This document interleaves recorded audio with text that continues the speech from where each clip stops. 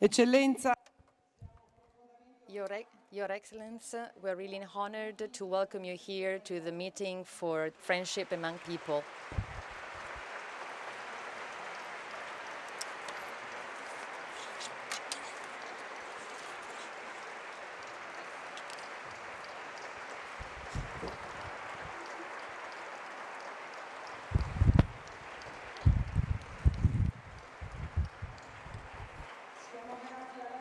We are really grateful to you for accepting our invitation and to the authorities of the Islamic Republic of Afghanistan for making this event possible. For us, this is an extraordinary opportunity to meet you. Your presence here and your person are the symbol that friendship among peoples is possible, that diversity of culture and religion can be an opportunity and not an obstacle, that the courage to state one's own identity is, as you often repeat, true because people live by listening to others. Over these months, we have tried to have you here, and through the media, we have been able to follow what you did after September 2014, when you took on the role of First Lady of Afghanistan. So we followed you closely. We listened when you often underlined that for the single human rights to be acknowledged, you need to build up a society where you live in harmony. Harmony really struck us as a word because this is not very far from what the meeting calls friendship. Harmony and friendship describe, first of all, a conception, a way of being, an experience of people looking at others in a nice way because the other people exist. Over these 36 years of history, the meeting has made a bet on this friendship, which is possible. And all the meetings that we have seen between Christians and Muslims, between Muslims and Jews. Yesterday, for example, there was a very important meeting, a religious one, between Catholic, Buddhists, believers and non-believers, have confirmed our idea. Over the time, we have learned from what happened. And even today, we want to listen to learn. We are sure that the greatest contribution that every man and woman can give to the building of the world and to the creation of our society is the real witness of our own humanity. Your Excellency, thank you for being here with us.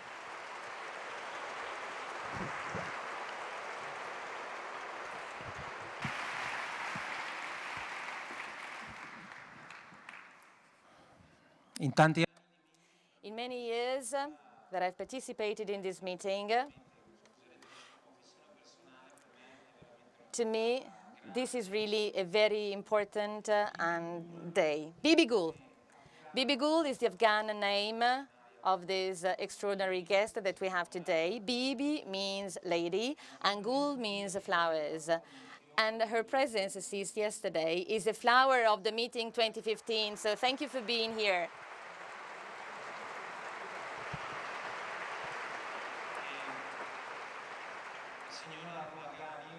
Mrs. Rula Ghani, and now I'm using her official name, is the First Lady of Afghanistan since last year, since September 2014, when her husband, Ashraf Ghani, was elected president. And Bibi Gul settled in the presidential palace of Kabul. The Time has listed Bibi Gul among the 100 most influential people of the contemporary world. The Paris Match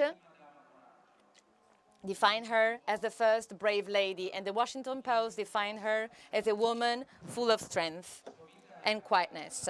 Her life has changed since then, since last year, but many changes have taken place, as she will tell us. She's from Lebanon. She studied in France and in her beloved Lebanon, and then she went to New York and studied there. She's been married since 1975, and she has 2 children. In her biography, there's a lot. There's many things, and also there's a lot of dedication. There's a lot of dedication for adventures, for charities, for humanitarian assistance, and Bibi Gul today is still working relentlessly to promote a positive environment, and in particular to help the poor children of Kabul. She accepted our pressing invitation. I hope we haven't exaggerated with her, because she's on the eve of another journey. She will go to Japan in very few days, and she accepted this invitation that is really very dear to us, even for the relations between our country and her country. Relations that date back to more than 1 century in our recent history. 1 century where Afghanistan has dramatically changed, has almost suffocated in war and violence. I myself have a small personal memory. I was in Afghanistan when I was very young. I was a young reporter in 1980. I went there in January, just after the Soviet invasion. And with me, I bear a souvenir of a wonderful country, but a harsh country at the same time. It is a beautiful country, but as hard as a stone. The stone that you can see everywhere in Afghanistan. In Afghanistan, our Italian military has been there for a long time. Since 1979, Afghanistan is a nation at war. A nation that has lived and is still living an incredible experience of violence and blood.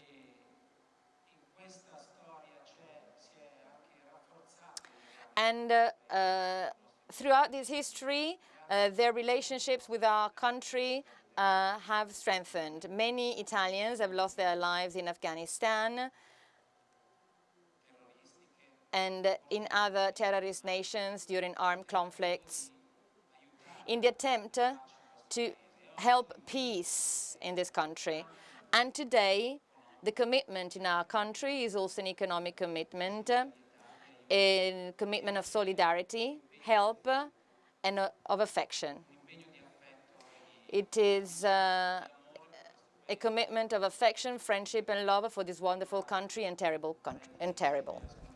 So together we will now listen to the speech given by Bibi Gul that she prepared on this occasion. And I will also tell you something new. Mrs. Ghani asked something.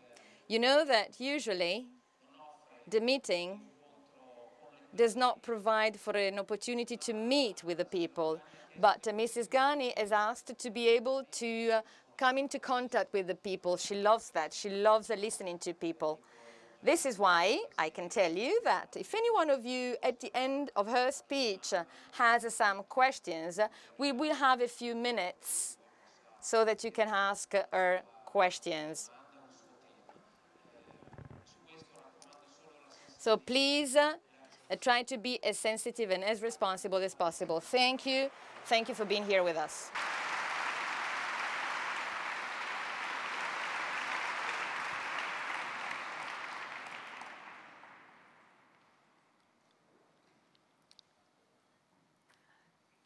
Before starting my speech, I want to thank the members of the board of the 36th meeting for Friendship Among People for inviting me. And I definitely want to thank Emilia for a wonderful introduction, and Roberto for trying to introduce me to you.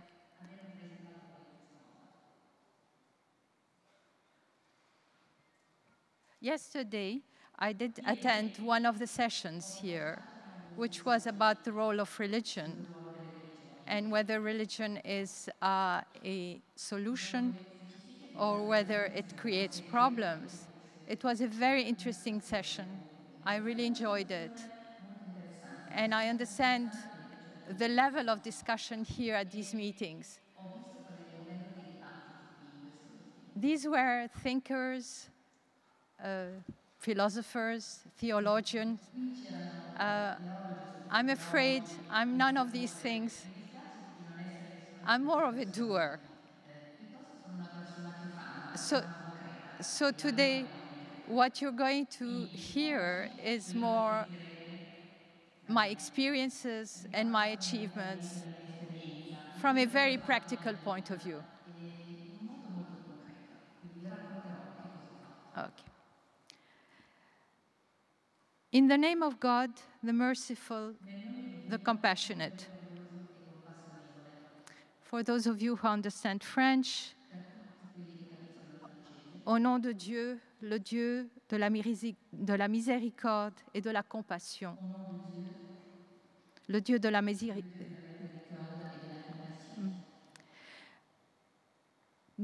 Distinguished members of the board of the 36th Meeting for Friendship Among People,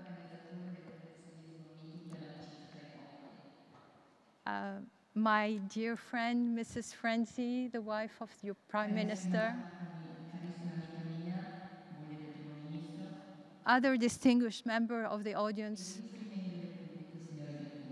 and actually, you are all distinguished in my eyes. I come to you in peace. The Afghanistan that lives in my heart is the Afghanistan that I discovered 40 years ago when I arrived in Kabul as a young bride.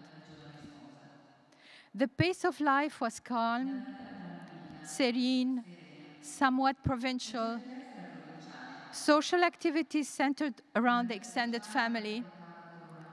Excursions to the provinces to visit relatives were common. So were day trips and picnics to beautiful natural areas, often by the side of cold running water gushing from a nearby mountain. My husband and I left Kabul 3 years later to continue our higher education in the United States. For a long time, we were not able to come back. When I finally returned in March of 2002, I had a hard time recognizing the place.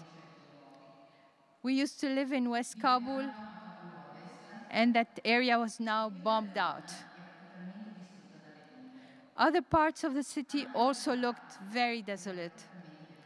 The country was emerging from 23 years of conflict and civil war and had the scars to prove it. Still, I remember telling my husband a few months after my return that the country may be broken, but the people were not.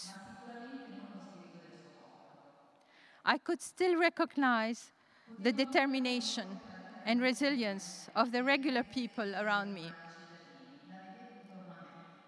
At the time, I was spending my days at the various centers of Ashiana,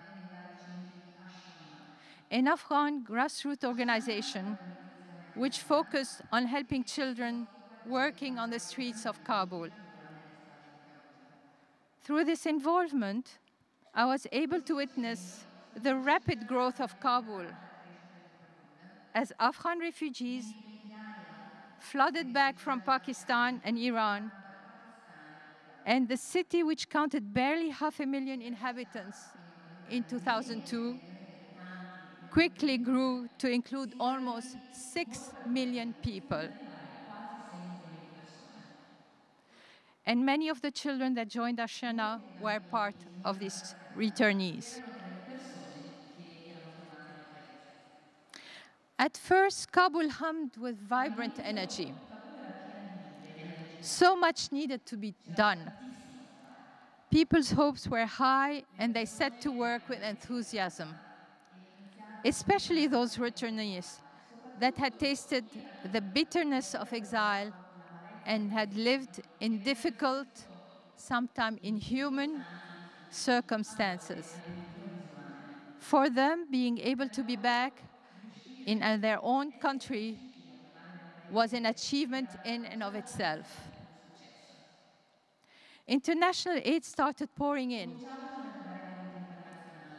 And here I would like to take this opportunity to thank the people and the government of Italy for both their military contribution to ISAF and for their continuing developmental assistance, especially in the medical field. The political situation had reached a certain level of stability, but the rule of law was never fully established.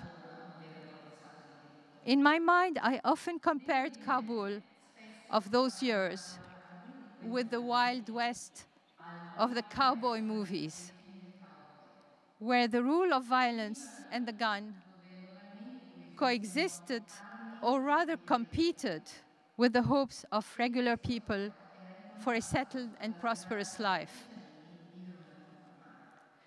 Unfortunately, in order to maintain stability between former warring people, corruption was tolerated at the cost of the economic development of the country.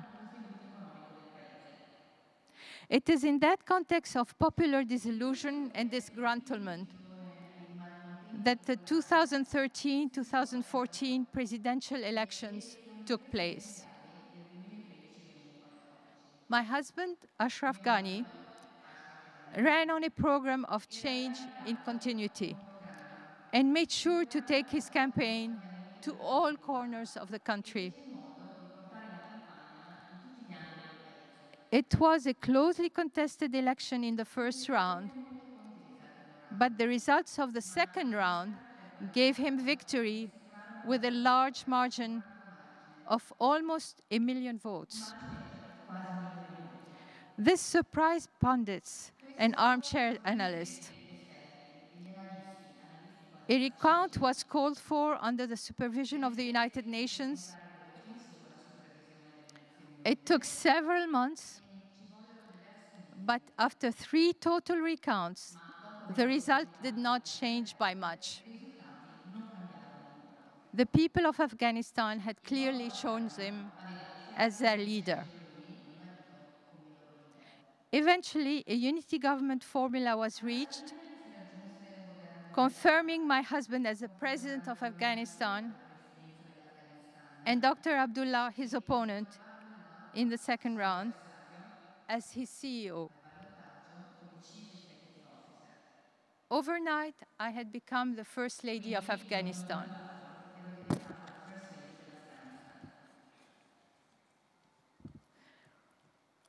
I was born and raised in Lebanon, in a loving, happy family in which public service was highly valued. My father, who had dedicated his life to bringing modern agriculture to Lebanon, always found the time to get involved in social ventures that would benefit his fellow citizens, either as a group or individually. For those of you who are of my generation, you might recognize the name of l'Abbé Pierre and les disciples d'Emmaüs. At his funerals, so many people confided in us the many ways he had discreetly helped them in their moment of needs. So it should come as no surprise that 2 weeks after moving to the presidential palace grounds, I started thinking about my new obligations. Afghanistan had previously known other first ladies. 100 years earlier, during the reign of King Amanullah, 1919, 1929, his queen, Suraya, assumed the post of Minister of Education and managed to set the basis for an exceptional educational system that was still functioning fully in the 60s and the 70s, and of which my husband greatly benefited. But since then, First Ladies took a more symbolic role, and in the most recent decades, were hardly seen in public. I was entering uncharted territory. Within a couple of weeks, I was settled in a small building with one secretary and one advisor. In his inauguration speech, my husband had already mentioned that he expected me to engage in social work and that one of my concerns was the fate of internally displaced people, or IDPs. My first weeks were spent gathering information from the various international aid agencies involved in providing humanitarian assistance to IDPs and returning refugees. Eventually, in December, my office, by now counting 5 members,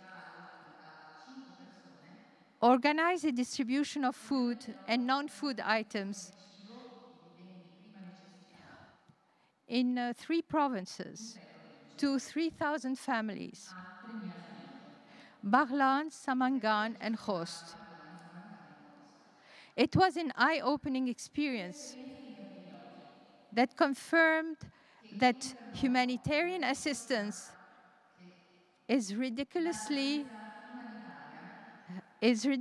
high cost and barely makes a dent in resolving the problem of the displaced families. The solution has to be a long-term program that resettles those families in permanent townships with access to services and amenities, as well as sources of employment. A task too huge for my small office, but a task I could encourage the government to tackle. But while we were busy trying to figure out the situation of the IDPs, different actors in society started to approach me, especially regarding women's issues. Women's groups and associations came to see me. Embassy, hosting programs for women empowerment, regularly sought my contribution as a speaker.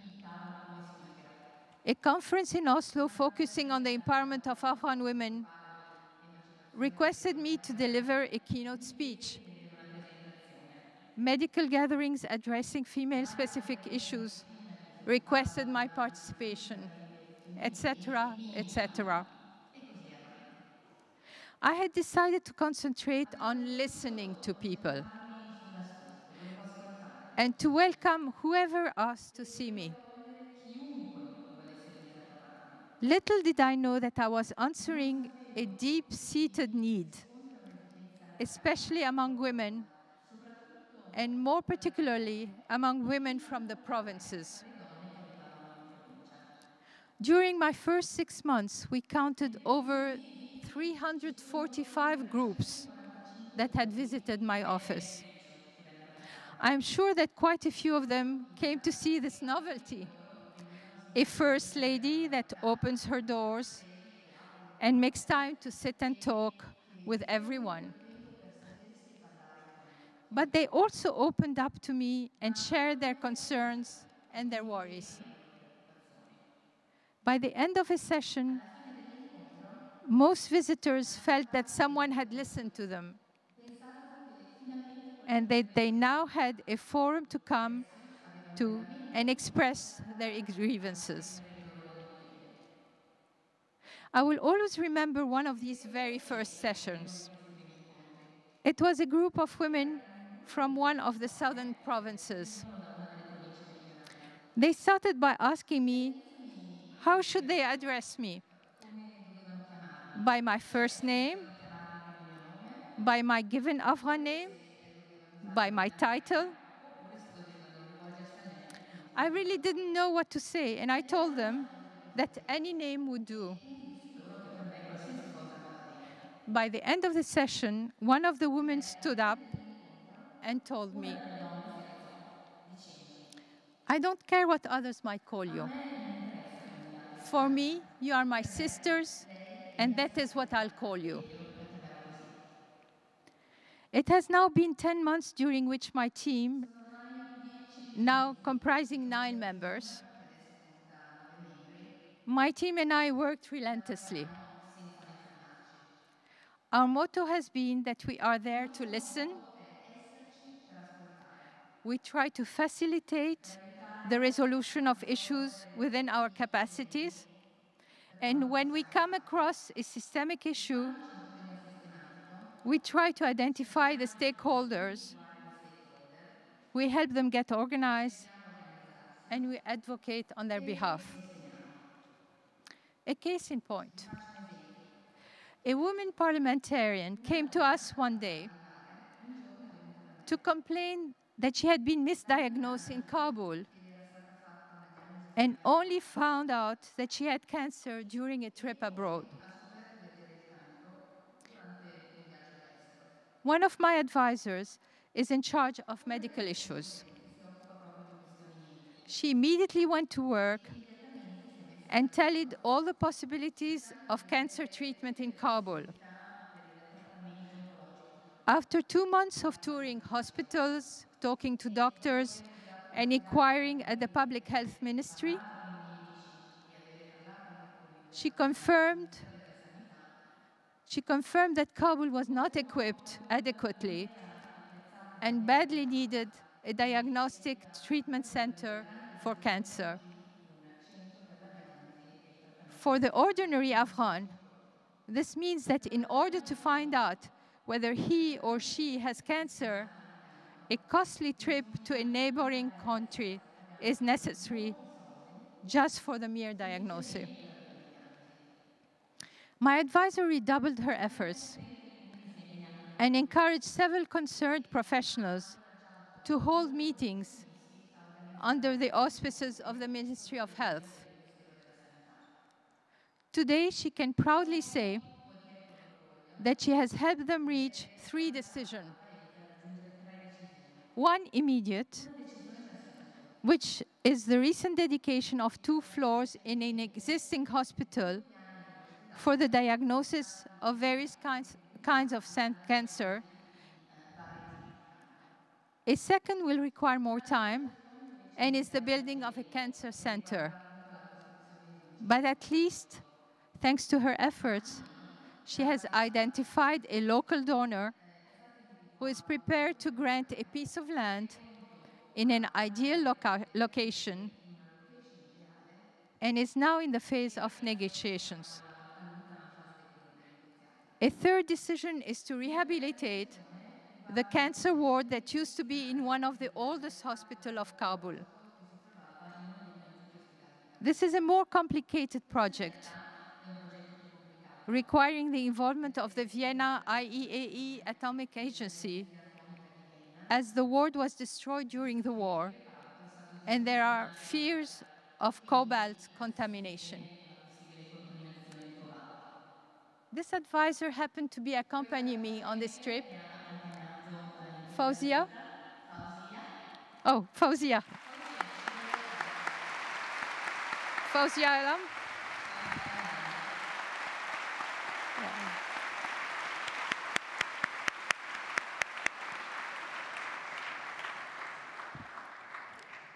So this is what my advisors do. They work very hard. We have similarly started initiatives on many different projects, such as a campaign against drug abuse, a school program that we called Afghanistan Week to rekindle the interest of young people in their environment and their country, an online job fair for those lucky enough to go abroad on scholarship but need encouragement to come back and serve the country. Several gatherings of women's organizations to help them make their voice heard, especially when the cabinet was under discussion. They managed to get 4 women ministers and for the appointment of a woman at the Supreme Court, etc., etc. As you can see, our work is framed within some essential guidelines. Our commitment is to all the people of Afghanistan, regardless of age, gender, ethnic or religious affiliation. I cannot forget how that same people welcomed me with such warmth 40 years ago and adopted me as one of their own. And I cannot dismiss how much that same people has suffered through the past 3 and 4 decades and is still suffering up to this date. The doors to our office are always open to whomever wishes to discuss issues with us. Our role is to listen, to facilitate, and to advocate. Finally, we are not seeking the limelight, and we are not seeking to create parallel institutions. Rather, we are seeking to be a factor in strengthening the existing governmental and social institutions. We are seeking to rebuild our country. This, in short, is our code of conduct. But you might ask, how do we define our commitment to the people of Afghanistan? A journalist once asked me what I would like to have achieved at the end of the 5-year presidential mandate. Respect, I answered. That all people, and especially women, be treated with respect, that they be treated as a human being should be treated. War is a terrible thing. Not only does it bring down buildings and obliterate cities, not only does it kill and maim people,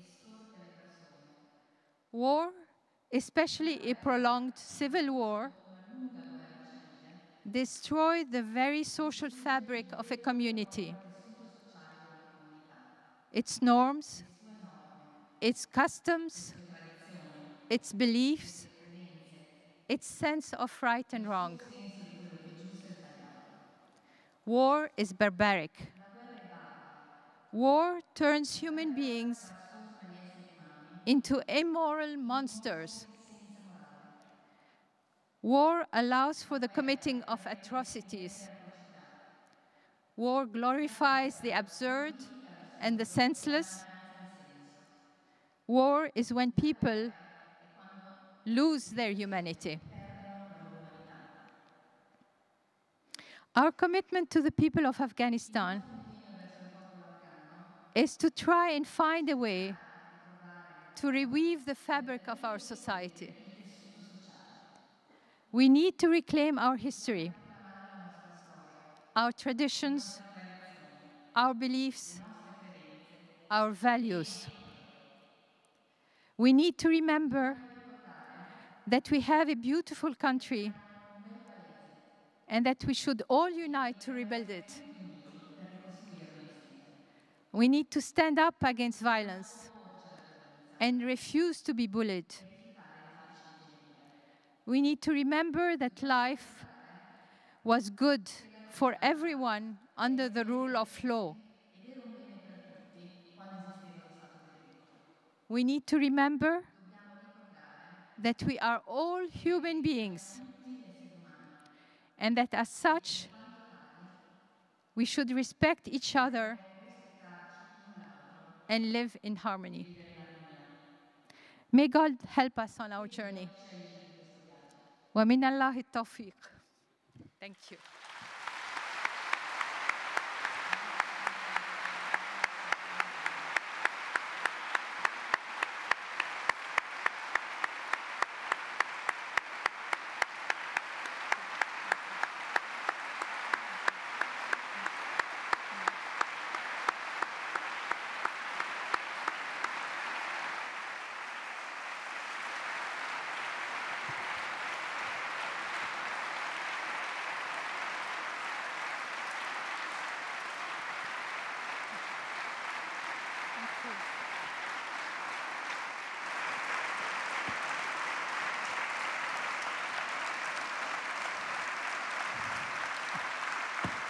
Grazie mille.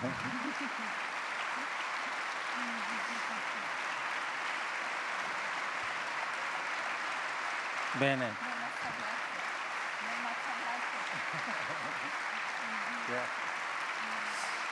Allora penso che I think that you will share with me the emotion and the feeling that we have listened to a great person and that we've been lucky enough to listen to her. I have to apologize because I was a bit excited and I didn't greet Agnese Renzi, who came here to listen to Bibi Gul. anche altri amici, Pasquale Valentini. And I see also other friends, Pasquale Valentini from San Marino, Professor Gassi, who yesterday talked at the first meeting, and Victoria Varado from the US Embassy at the Holy City in Rome. And I apologize with all the others because I can't see them right now. And as I said beforehand, there is something new. And so I invite you, if you have some questions on what we have listened, you have to come here and to speak from here. And so I have my own personal question.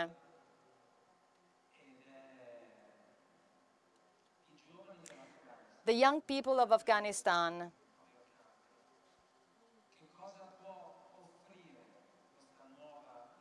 what can this new leadership of the country offer them? What is the main concern in your country now? And what is the hope? What can you propose these young people, to a young generation of people that was born, that grew up and just knew the war? It's a very good question. Young people in Afghanistan are like young people everywhere in the world. They're worried about who they're going to be, whether they'll find a job, where they'll be able to have enough money to get married, to have a house of their own or an apartment. Unfortunately, their situation is very bad.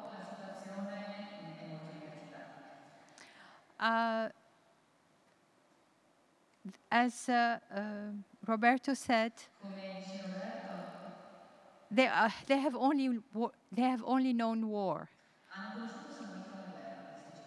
They have only known the rule of violence. They have not been trained to think in terms of humanity. So there is a very big job that needs to be done, showing them the way of what it means to be a human being.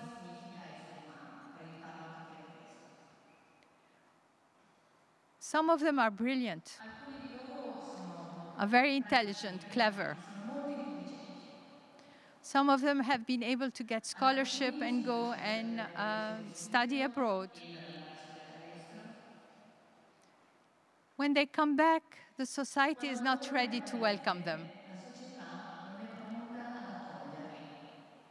So they have to revert to find a job through nepotism, through an uncle, Attraverso il nepotismo, a attraverso cousin, grazie al cugino, grazie allo zio. and of course, in our society, unfortunately, people want a lot of benefits. Tutte le persone vogliono avere accesso a tutta una serie di vantaggi. I feel that I have to explain to these young people Io credo di dover spiegare a questi giovani that actually your journey in life starts che il viaggio della vita by yourself. in realtà inizia da sé, inizia da Dio. You have to reach out. È Not, giovane not, che deve fare nothing comes to you on a silver plate. niente viene regalato, niente arriva sul piatto d'argento. You have to be a self-starter. Bisogna promuoversi, bisogna iniziare da soli. I think it's the same thing for all E credo che young people around the world. credo che sia lo stesso per tutti i giovani del mondo. What can help a lot is to get into public service. È entrare nel servizio alla comunità. Because when you engage in serving your community, Quando ci si impegna nella comunità, you see other people's problems. si capiscono e si vedono i problemi degli altri. And maybe your problem seem much smaller by comparison. I problemi personali sembrano essere molto piccoli. Also, you become, by helping the community, Aiutando la comunità, you become a respected person because people are happy that you're coming and help them. perché aiuti le persone a diventare qualcuno. You gain self-confidence. Perché la propria autostima si può sviluppare. You find out what you're good at. Si capisce che cosa si può fare, in cosa si è bravi. Maybe you've studied something like, let's say, political science, Qualcuno ha studiato scienze politiche, but you find out that you're very good at management. scopre che è bravissimo nel management. Maybe you thought you were not good at sports, Magari si pensa di non essere bravi, but you're very good at coaching young children. puoi aiutare i bambini nello sport. There are a lot of opportunities out in the world. I know young people are always worried, So che i giovani what is going to become of me? del proprio futuro. What is going to give sense to my life? Cosa darà senso alla mia vita, si chiedono i giovani. What I would encourage them is not to get too much into introspection. A non fare troppa introspezione.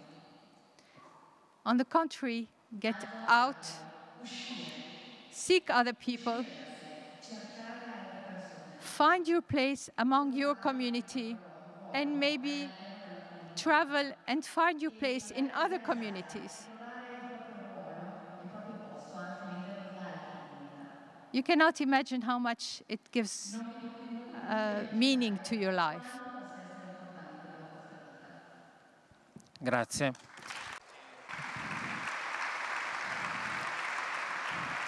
Propongo So, I would like to invite you more often to Italy. You may establish a training school for our young generations, because what you said about being starters is great. So trying to reach out and being the protagonist of one's own life is something every young person in the world should listen to. And your experience is really inspiring. Thank you very much. So, and getting such words from a person like you, a country like you, is great. We have a person who wants to ask.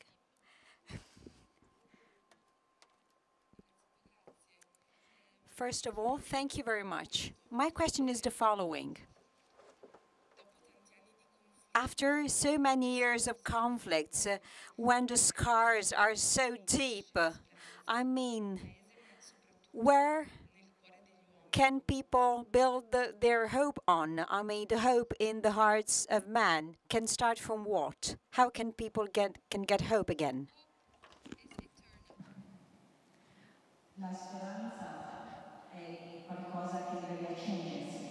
You cannot live without hope. Non si può vivere senza speranza. And fortunately, as I mentioned in my speech, Come dicevo nel mio discorso, the Afghan people are very resilient. il popolo dell'Afghanistan ha una grandissima resilienza And they're very determined. ed è estremamente determinato. They will try and they will try and they will try. Non smetterà mai di tentare, tentare, tentare ancora. And many people told me that I would not be able to do anything. Che io in realtà non riuscirò a raggiungere nulla, a fare nulla. I started very small, Ma io ho sempre cominciato and little by little, I found out, no, that people wanted me to do more, so I did more. And now I am able, with my advisor, our team is able to really change things. So let my example be an example of why one should hope.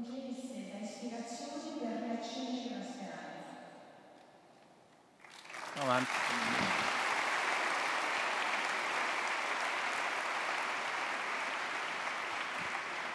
Grazie. Thank you very much. I heard that you always dealt with the refugees and displaced people. So Europe is going through an unprecedented situation today with respect to its recent past. So Europe is not prepared. So according to your experience, what can Europe do? And maybe is Europe getting something wrong when it comes to managing displaced and refugees?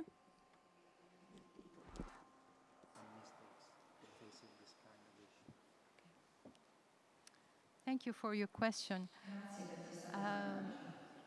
It gives me the opportunity to mention that Emilia yesterday did mention the problem of the immigrants that are flooding into Europe. In my opinion, it's one of the most important problems Europe is facing. Unfortunately, you have become so civilized that your systems have become rigid. And the existing systems do not allow for the absorption of large amounts of immigrants. A lot of European countries have the right of asylum. And most of these immigrants are asylum seekers. But the numbers have become so high that governments are starting to say, basta.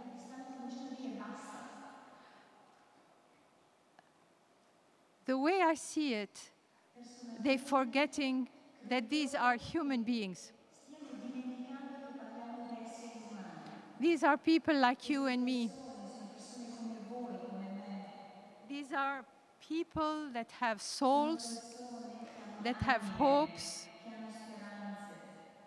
and that have gone through very difficult circumstances, thinking that maybe in Europe they'll be able to live better.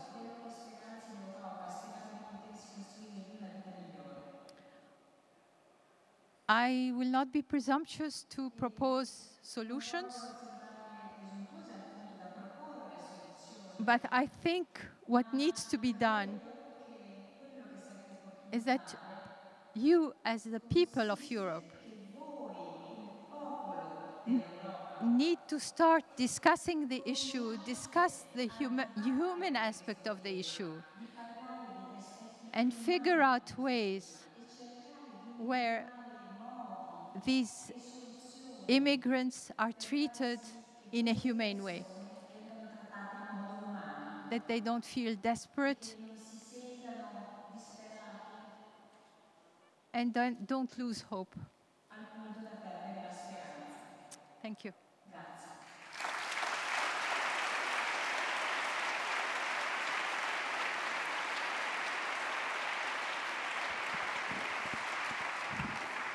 Buongiorno. Good morning.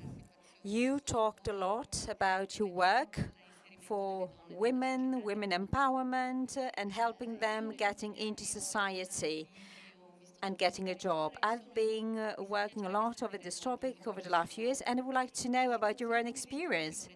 I would like to know more about education of girls and women in Afghanistan, because I have the impression that this is not considered as a very important thing, that they are set aside, but maybe you can tell us something different. Yeah.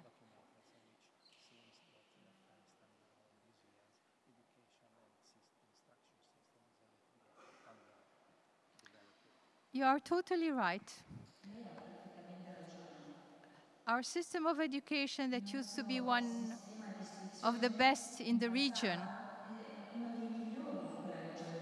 people from India and Pakistan would come to our university for higher education. Our system now is in shambles.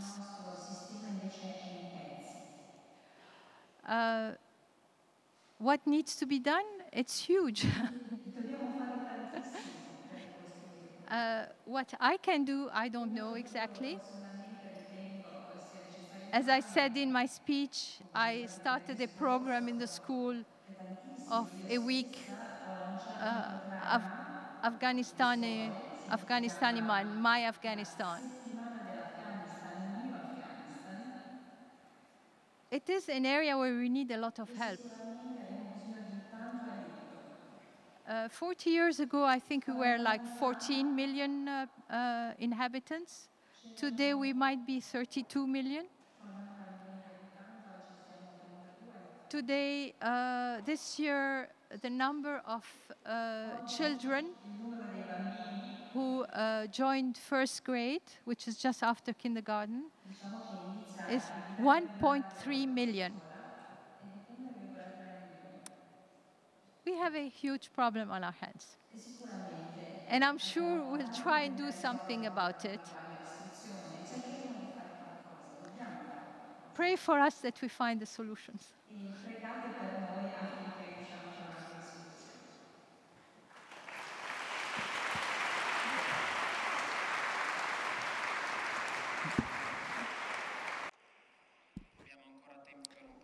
soluzioni. We still have time for a couple of questions.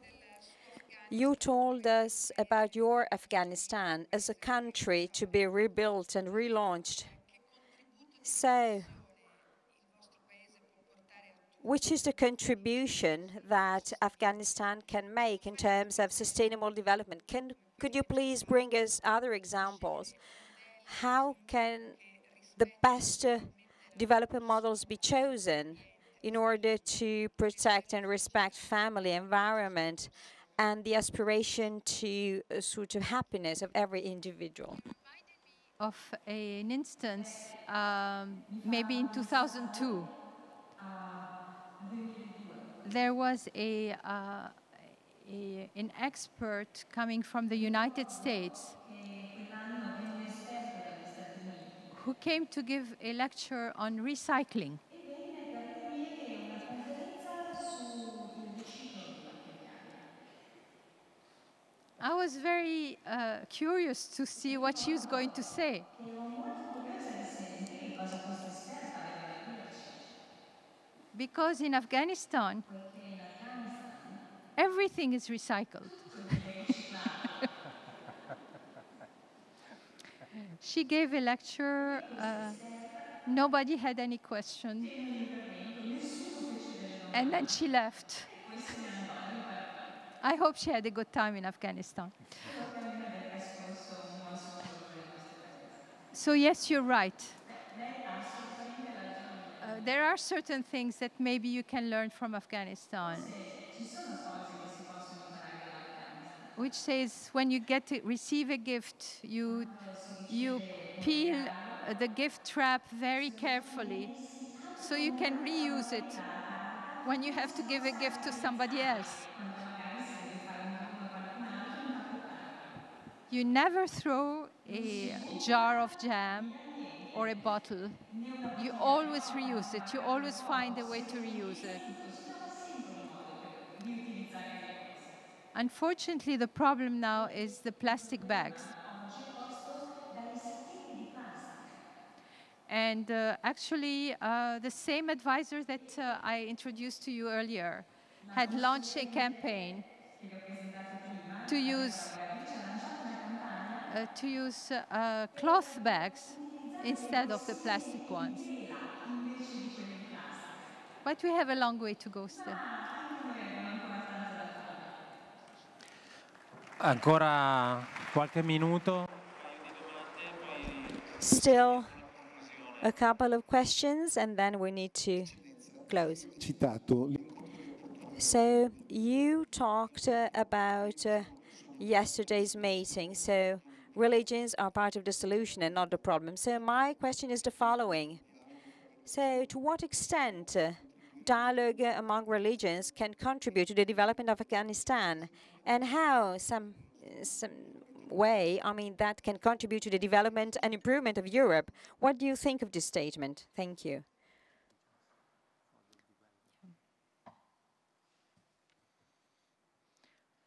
If you were at the meeting yesterday that I mentioned, I would like you to concentrate on what the Imam Ghazi presented to you. That a dialogue can only happen first if you have respect of the person, then if you have not just tolerance, tolerance is very diminutive. When you tolerate somebody, is that you wish you were not here, but I'll tolerate you.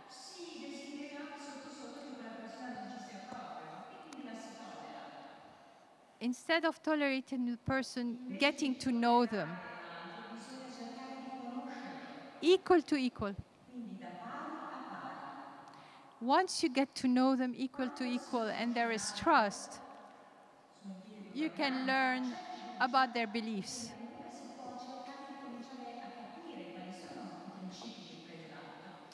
It's only when you acknowledge the beliefs of the other that religion can have a dialogue.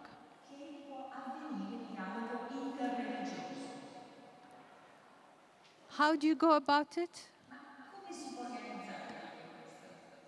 You just live it. I hope that that satisfies your answer.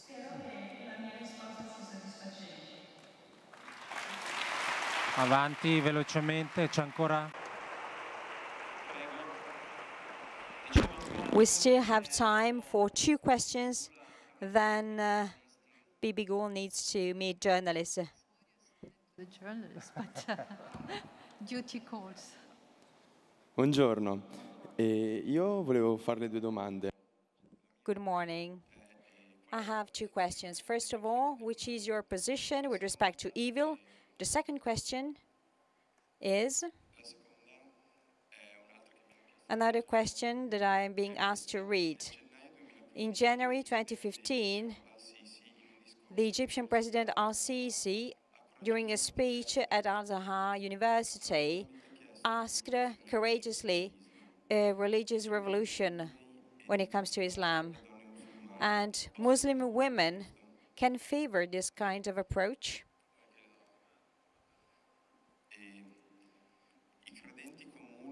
So believers, and specifically Muslim women, can they favor this change, this revolution? The first one was what? I forgot to write it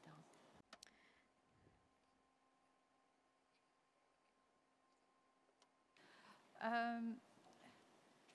I'm not trying to be facetious, but I did say I'm not a thinker, I'm not a philosopher, I'm not a theologian. Non sono una teologa, non sono una filosofa, non sono una pensatrice.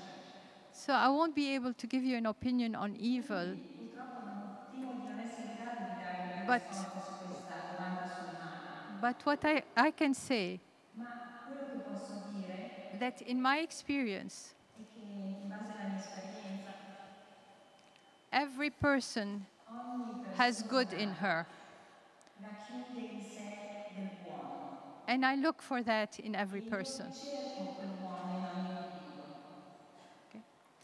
As for the second question,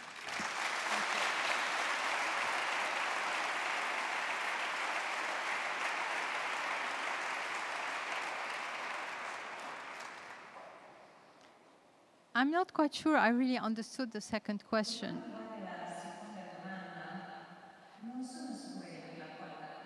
It has to do with the what's happening in Egypt. And probably the role of youth there, and the role that religion plays in the developments.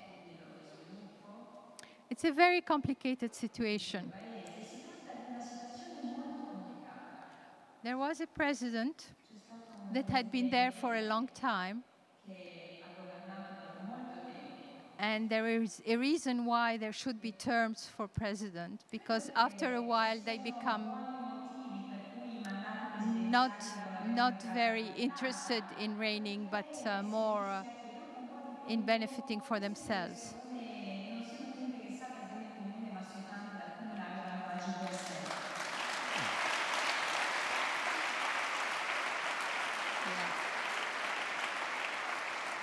But that president was brought down by a popular revolution in which a lot of young people took part. You've seen it on TV like I did.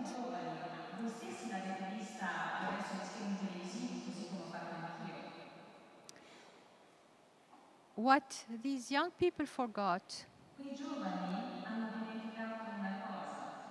was that the people who really had the economic power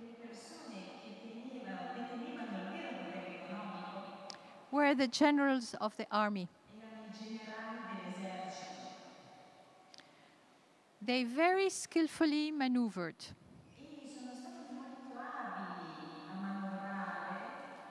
They managed to have an election which may have been democratic. I don't know, I wasn't there. But which brought the Muslim Brotherhood to power.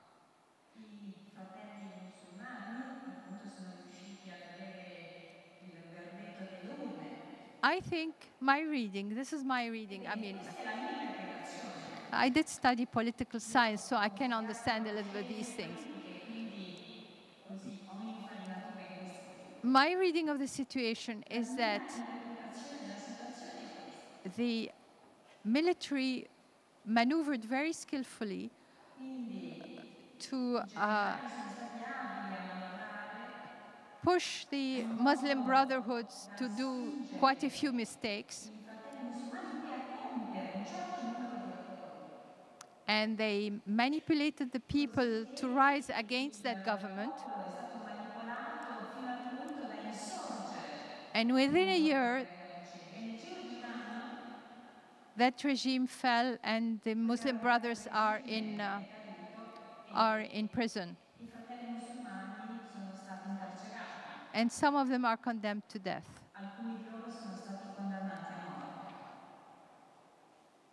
So basically, now the army has a clear situation where they can continue being in control of the country. And what is happening is that they're slowly preventing the rights of people, slowly.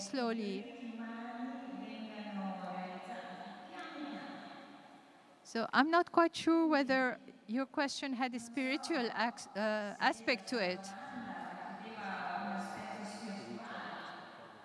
Okay, the spiritual aspect is probably that the young people must be very disappointed. I giovani sono molto delusi There are lessons that can be drawn. e sicuramente si possono trarre delle lezioni da questo esempio. The youth relied a lot on I giovani the internet, on hanno affidamento instant messages, on Facebook, and all that. messaggistica istantanea su Facebook e strumenti simili They relied on the virtual world. e in un certo senso hanno fatto affidamento sul mondo virtuale, But politics ma la politica is in the real world. avviene nel mondo reale. They needed to organize, they needed to elect leaders, they needed to have a list of demands. You know that here in Italy. They didn't do it. So all their effort has gone to naught. Gli sforzi profusi sono stati vanificati. So what I would like to tell them, if ever my message reaches to them, Se per qualche motivo il mio messaggio potesse giungere loro, learn from your mistakes, di imparare dai vostri errori. and if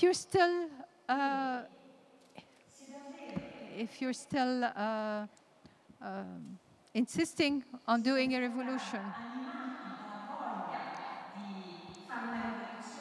organize better Organizzatevi meglio and work harder. e lavorate sodo. Velocissima l'ultima.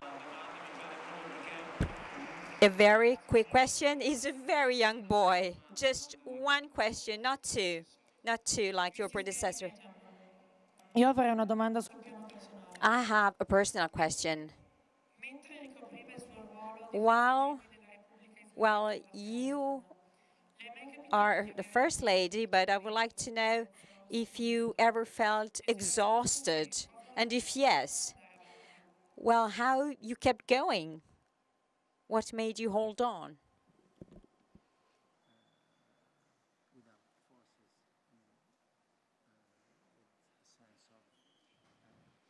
It is often the case of women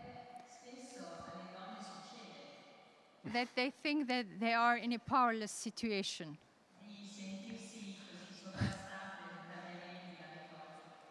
But we have our ways. I think all of you know it. We are very patient.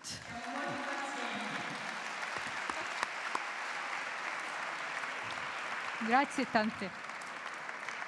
Allora, perdonerete, mi perdonerà Bibi Gul se anch'io. I have a very last question. Where do you get this sweet strength, this sweet, soft, spiritual strength?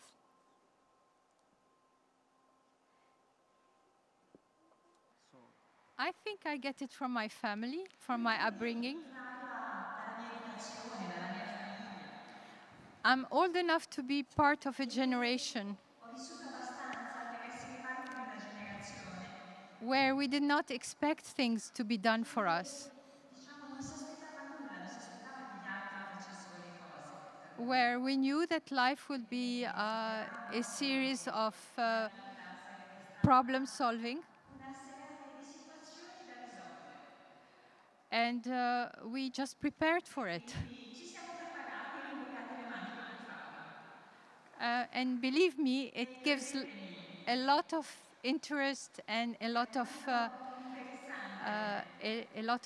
life to your life. I mean, it's. Bene, grazie. Thank you. Thank you. And as I said in the beginning, that day of September, Bibi Gold's life changed radically. But today, we understood, but certainly something in the history of Afghanistan has changed thanks to her. Thank you. And so we wish you all the best for you and your country. And I think to express everybody's sort of thinking when saying that we are there for you, with you for a long time. Thank you.